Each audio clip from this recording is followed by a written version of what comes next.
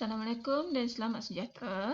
Jadi untuk sesi pada kali ini, kita akan membincangkan mengenai persamaan kimia dan bagaimana caranya untuk kita menulis suatu persamaan kimia yang seimbang. Persamaan kimia terdiri daripada dua bahagian, iaitu bahagian di sebelah kiri menunjukkan bahan tindak balas ataupun reactant dalam bahasa Inggeris, manakala bahagian di sebelah kanan menunjukkan hasil tindak balas ataupun produk. Bahan tindak balas dan hasil tindak balas diasingkan melalui suatu simbol anak panah yang menunjukkan menghasilkan. Dalam suatu persamaan kimia, terdapat beberapa simbol yang digunakan, antaranya simbol tambah menunjukkan bertindak balas, simbol anak panah membawa maksud menghasilkan, manakala huruf-huruf kecil yang ditulis dalam kurungan yang diletakkan di bawah ini menunjukkan keadaan jirim ataupun keadaan fizikal bahan dan juga hasil tindak balas tersebut. Sekiranya ditulis sebagai huruf P, maksudnya bahan itu berada dalam keadaan pepejal ataupun dalam bahasa Inggeris ditulis sebagai S. Untuk keadaan cecair ditulis sebagai CE ataupun L. Keadaan gas ditulis sebagai G. Manakala keadaan aquas ditulis sebagai AK ataupun AQ bagi versi bahasa Inggeris. Jadi, persamaan kimia di atas ini, kalau kita baca dalam bentuk ayat, dia akan dibaca sebegini. Gas hidrogen bertindak balas dengan gas oksigen menghasilkan air. Seterusnya, mari kita lihat contoh yang kedua. Okey. Sekarang kita tengok aspek-aspek yang terdapat dalam suatu persamaan kimia. Persamaan kimia terdapat dua aspek utama, iaitu yang pertama aspek kualitatif, manakala yang kedua adalah aspek kuantitatif. Aspek kualitatif menunjukkan bahan tindak balas, hasil tindak balas dan juga keadaan fizik sesuatu bahan dan juga hasil tindak balas. Manakala aspek kuantitatif pula menunjukkan kuantiti bagi setiap bahan dan juga hasil tindak balas yang terlibat dalam sesuatu tindak balas. Dan biasanya kuantiti bahan dan hasil tindak balas ditulis dalam bentuk bilangan mol. Misalnya kalau kita lihat terdapat nombor 2 di hadapan formula HCl, itu menunjukkan bahawa asid hidroklorik ini melibatkan 2 mol. Jadi berdasarkan persamaan kimia di atas ini, kalau kita bacanya dari segi aspek kualitatif, maksudnya bahan tindak balasnya adalah zinc dan juga asid hidroklorik. Hasil tindak balasnya pula adalah zinc klorida dan juga gas hidrogen. Manakala keadaan fizik bahan dan hasil tindak balas dirujuk kepada simbol yang terletak di bahagian bawah ini yang saya tulis dalam warna hijau. Misalnya zinc berada dalam keadaan pepejal, asid hidroklorik berada dalam keadaan aquas, zinc klorida juga berada dalam keadaan aquas, manakala hidrogen berada dalam keadaan gas. Dan jika kita baca persamaan kimia ini secara penuh, dia akan jadi begini. Pepejal zinc bertindak balas dengan 2 mol asid hidroklorik dalam keadaan aquas menghasilkan 1 mol zinc klorida dalam keadaan aquas dan 1 mol gas hidrogen. Kenapa 1 mol? Sebab apabila tiada sebarang nombor ditulis di hadapan, maksudnya bahan itu menggunakan bilangan mol sebanyak 1. Cuma dalam persamaan kimia, kita tak tulis nombor 1. Okey, sekarang mari kita cuba bina suatu persamaan kimia berdasarkan pernyataan. Contoh yang pertama, kalsium karbonat bertindak balas dengan asid hidroklorik menghasilkan kalsium klorida, air dan gas karbon dioksida. Jadi untuk menulis suatu persamaan kimia, langkah yang pertama kita kenal pasti terlebih dahulu apa bahan tindak balas dan juga hasil tindak balas.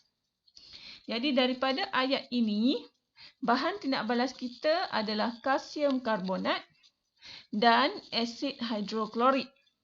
Manakala hasil kita pula adalah kalsium klorida, air dan juga gas karbon dioksida. Seterusnya, kita tulis terlebih dahulu persamaan perkataan dengan menggunakan simbol.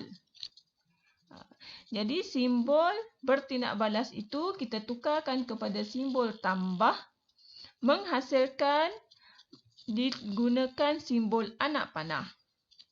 Jadi kalsium karbonat tambah asid hidroklorik menghasilkan kalsium klorida tambah air tambah karbon dioksida.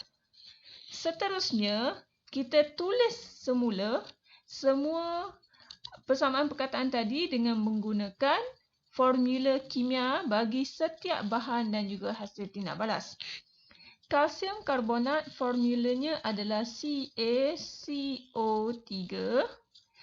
tambah asid hidroklorik HCl menghasilkan kalsium klorida CaCl2 tambah air H2O dan karbon dioksida CO2.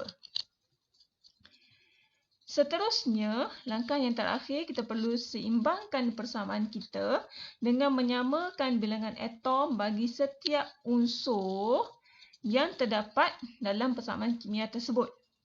Jadi kita kena senaraikan setiap unsur dan pastikan setiap unsur itu bilangan atomnya adalah sama di bahagian kiri dan juga bahagian kanan. Okey, mari kita selesaikan satu persatu. Di bahagian sebelah kiri ataupun bahagian bahan tindak balas, kita ada satu atom unsur kalsium, karbon kita ada satu, oksigen kita ada 3, hidrogen kita ada 1, klorin kita ada 1. Di sebelah kanan pula, kalsium kita ada 1, klorin kita ada 2, hidrogen kita ada 2, oksigen kita ada 3, hidrogen kita ada 2, manakala karbon kita ada 1. Kemudian, bandingkan bilangan atom setiap unsur di sebelah kiri dan bahagian sebelah kanan. Kalsium sudah seimbang, sama-sama 1. Karbon juga sama-sama 1. Oksigen sama-sama 3. Hidrogen sebelah kiri ada 1. Sebelah kanan ada 2. Okey, saya telah tulis 2 kali. Okey, hidrogen ada 2. Cl ada 1 di sebelah kiri, di bahagian kanan ada 2. Jadi, yang tak cukup ni, iaitu yang di sebelah kiri, yang ni yang kita kena darabkan dengan 2. Okey, darabkan dengan 2. Dan bila kita nak darabkan dengan 2, nombor 2 ni kita tak boleh tulis di bahagian bawah. Sebab setiap formula kimia yang kita telah tulis, kita tak boleh lagi mengubahnya. Jadi di mana untuk tempatnya untuk kita tulis nombor 2, setiap nombor yang ingin diseimbangkan mestilah ditulis di hadapan. Jadi bila kita tulis di hadapan HCl, maka nombor 2 itu sudah pun didarabkan dengan hidrogen dan juga dengan klorin. Jadi sekarang di sebelah kiri hidrogen pun kita sudah dapat 2 dan klorin pun sudah jadi 2. Maka dengan ini seimbanglah persamaan kimia kita untuk bahagian bahan tindak balas dan juga hasil tindak balas. Okey, mari kita tengok satu lagi contoh. Natrium karbonat bertindak balas dengan kuprum 2 klorida menghasilkan natrium klorida dan kuprum 2 karbonat. Okay. Kita kenal pasti bahan tindak balasnya dahulu. Bahan tindak balasnya adalah natrium karbonat. Bertindak balas maksudnya kita akan gunakan simbol tambah. Kuprum 2 klorida adalah bahan kita yang kedua. Menghasilkan, nanti kita akan gunakan simbol anak panah.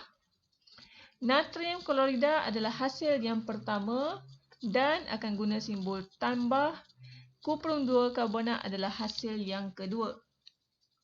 Jadi, persamaan perkataan kita akan menjadi natrium karbonat tambah kuprum 2 klorida menghasilkan natrium klorida tambah kuprum 2 karbonat. Seterusnya, kita tukar persamaan perkataan ini kepada persamaan kimia dengan menggunakan formula kimia. Natrium karbonat formulanya adalah Na2CO3 tambah kuprum 2 klorida CuCl2 menghasilkan natrium klorida NaCl tambah kuprum 2 karbonat CuCO3. Kemudian, kita kira bilangan atom bagi setiap unsur di bahagian kiri dan juga bahagian kanan. Di bahagian kiri, natrium kita ada 2, karbon ada 1, oksigen ada 3, kuprum kita ada 1 dan Cl kita ada 2. Di sebelah kanan pula, natrium kita ada 1, karbon kita ada 1, oksigen kita ada 3, kuprum kita ada 1, Cl kita ada 1. Jadi, bila kita bandingkan bahagian kiri dan juga bahagian kanan, yang tidak sama adalah natrium dan juga klorin. Jadi, apa yang kita perlu buat? Yang tidak cukup itu kita perlu darabkan. Jadi natrium di sebelah kanan ini perlu didarabkan dengan 2. Klorin juga perlu didarabkan dengan 2. Jadi nombor 2 ini kita akan letakkan di bahagian hadapan. So, persamaan kimia kita akan menjadi sebegini. Na2CO3 tambah CuCl2 menghasilkan 2 NaCl tambah CuCO3. Atau, kalau kita baca secara lengkap, 1 mol natrium karbonat bertindak balas dengan 1 mol kuprum 2 klorida menghasilkan 2 mol natrium klorida dan 1 mol kuprum 2 karbonat.